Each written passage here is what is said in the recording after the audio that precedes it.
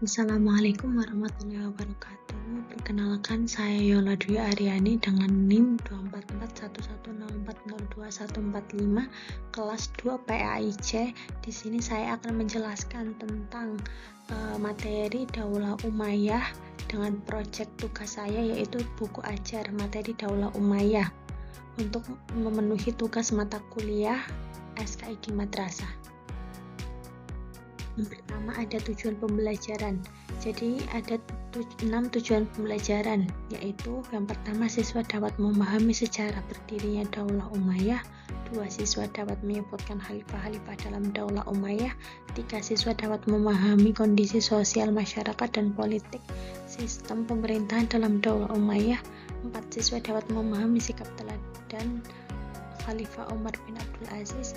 5. Siswa dapat menguraikan mengenai faktor-faktor kemajuan Daulah Umayyah. 6. Siswa dapat menguraikan mengenai faktor-faktor kemunduran Daulah Umayyah. Lalu lanjut tentang indikator pembelajaran. Jadi di sini ada 6 indikator pembelajaran. Yang pertama, siswa dapat menjelaskan peristiwa Amul Jamaah dan juga sejarah yang melatar belakangi berdirinya Daulah Umayyah. 2. Siswa dapat menganalisis antara sistem pemerintahan Daulah Umayyah dengan Khulafaur Rasyidin. 3. Siswa dapat menguraikan kebijakan-kebijakan khalifah-khalifah Daulah Umayyah. 4. Siswa dapat menganalisis kesederhanaan dan kesolihan Umar bin Abdul Aziz dengan kehidupan di masa sekarang. 5. Siswa dapat mengidentifikasi faktor yang mempengaruhi kemajuan Daulah Umayyah. 6. Siswa dapat menganalisis terjadinya kemunduran Daulah Umayyah. Memasuki materi yang pertama, yaitu tentang latar belakang berdirinya Daulah Umayyah. Jadi setelah Khalifah Ali bin Abi Thalib wafat pada tahun 661 Masehi karena dibunuh oleh seorang anggota Khawarij bernama Abdurrahman bin Muljam, umat Islam ini mengalami kekosongan kepemimpinan. Pada hari yang sama, kaum muslimin di Kufah segera membaiat putra Ali bin Abi Thalib yang bernama Hasan bin Ali sebagai khalifah untuk menggantikan posisi ayahnya. Namun di sisi lain, Muawiyah bin Abi Sufyan yang sejak lama menjadi gubernur Syam dan memiliki kekuatan militer yang besar menolak mengakui kekhalifahan Hasan bin Ali. Muawiyah tidak puas dengan proses pengangkatan Hasan dan tetap mengklaim dirinya sebagai pemimpin yang sah. Apalagi sebelumnya ia juga pernah berkonflik dengan Ali bin Abi Thalib dalam perang Siffin. Ketegangan antara Hasan dan Muawiyah hampir memuncak menjadi peperangan. Namun Hasan tidak ingin perpecahan umat semakin dalam. Ia lebih memilih jalan damai demi menjaga kesatuan umat Islam. Maka diadakanlah perjanjian damai antara Hasan dan Muawiyah di suatu tempat bernama Maskin. Dalam perjanjian tersebut, Hasan menyerahkan kekuasaan kepada Muawiyah dengan beberapa syarat, yakni seperti jaminan keselamatan bagi dirinya dan mengikutnya, dan bahwa setelah Muawiyah wafat, kepemimpinan akan dikembalikan kepada umat Islam untuk dipilih secara musyawarah. Peristiwa ini dikenal dengan sebutan Amul Jamaah atau Tahun Persatuan karena menjadi momen di mana umat Islam yang sempat terpecah belah ini kembali bersatu di bawah satu kepemimpinan.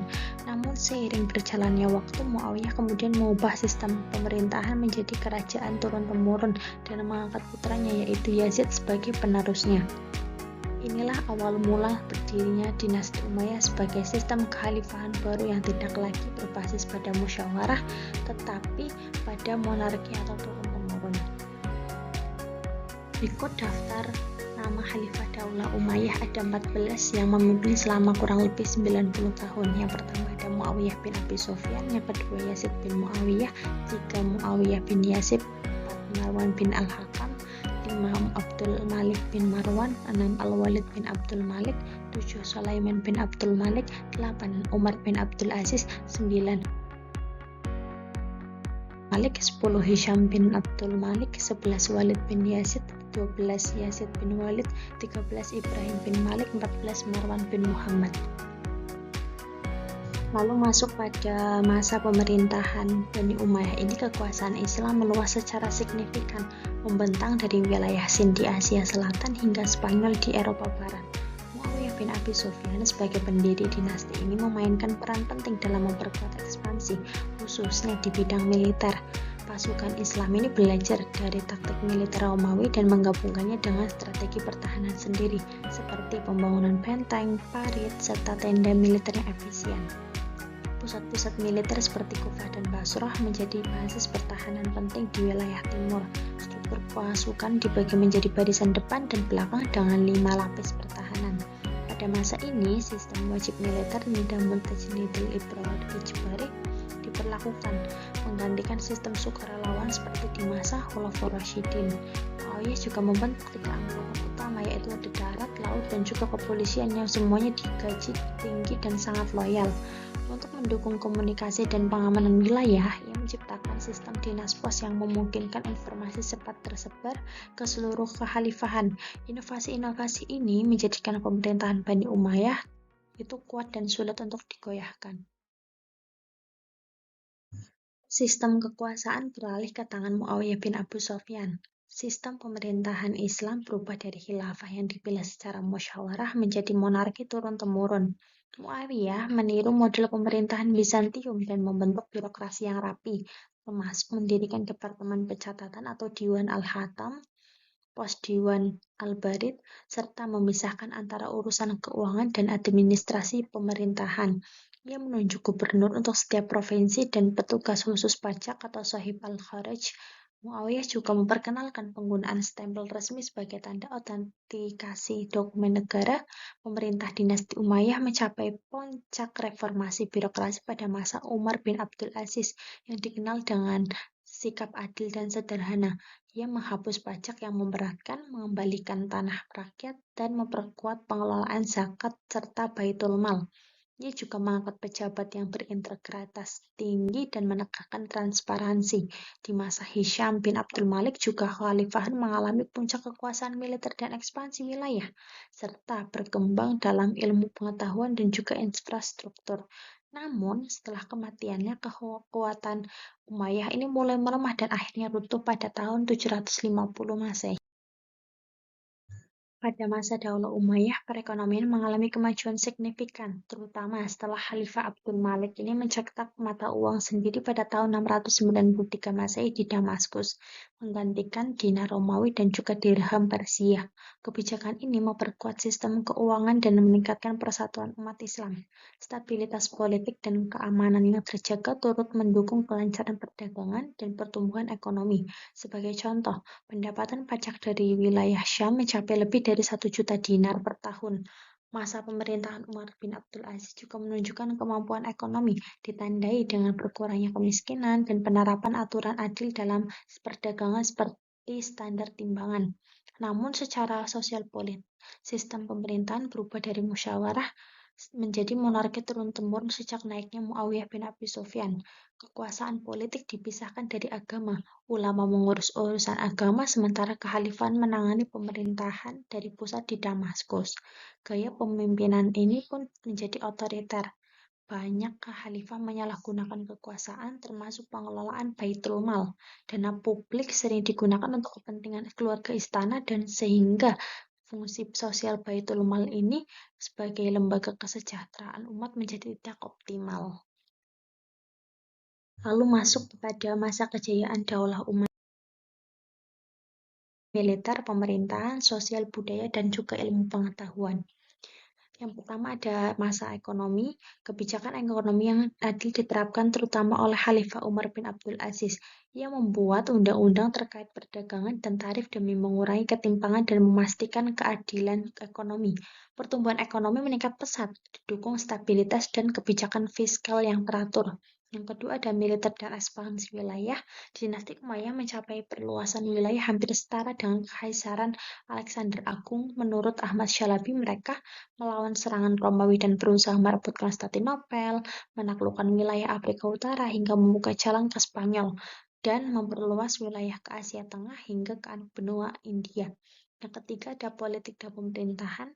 Pemerintahan Umayyah ini disokong sistem birokrasi yang rapi. Beberapa pejabat penting antara lain Khatib ar-Rasail, urusan administrasi dan surat menyurat. Lalu Khatib al-Haraj mengelola pemasukan dan pengeluaran negara. Lalu Khatib Al-Qudat menangani sistem peradilan dan pengangkatan hakim.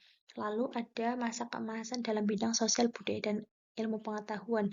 Dalam sosial budaya dan ilmu pengetahuan, hubungan antara Muslim Arab dan budaya Persia, Mesir, dan Eropa menjadi adanya pertukaran budaya. Hal ini melahirkan inovasi di bidang arsitektur, pendidikan, dan ilmu pengetahuan.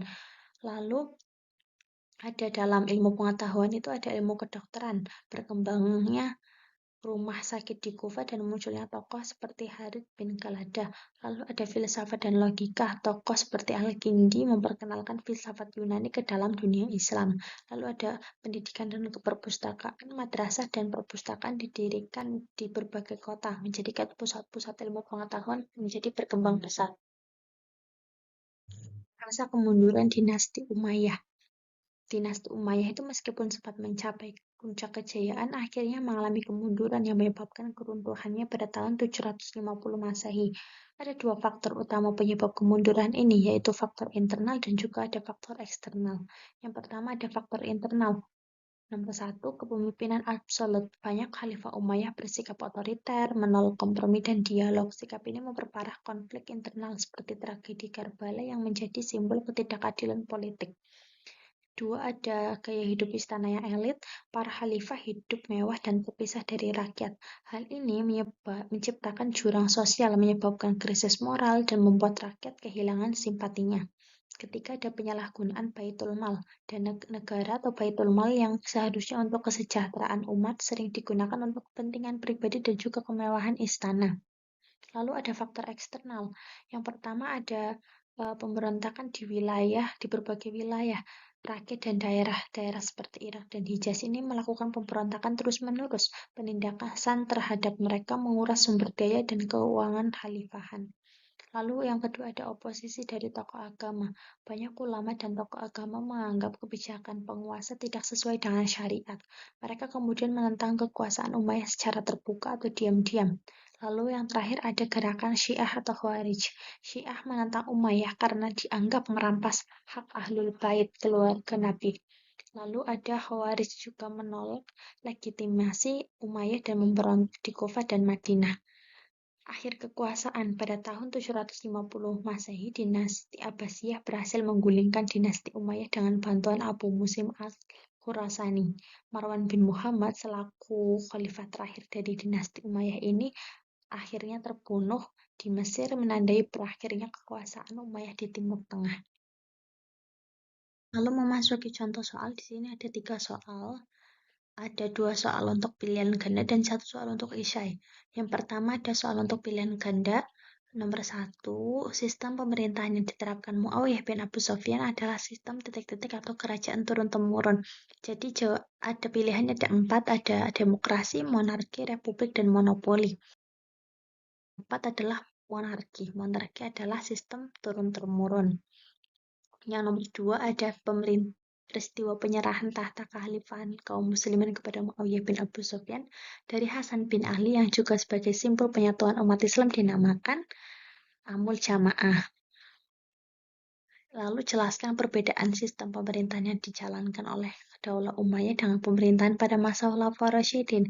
Jadi jawabannya adalah sistem pemerintahan yang dijalankan oleh Daulah Umayyah itu berbentuk monarki atau turun-temurun. Jadi itu diwariskan kepada pewarisnya. Tetapi kalau masa Khulafaur Rasyidin ini dijalankan secara musyawarah. Jadi itu dibaiat dan juga secara musyawarah seperti itu. Oke, baik. Kurang lebihnya begitu saja yang dapat saya sampaikan. Terima kasih. Wassalamualaikum warahmatullahi wabarakatuh.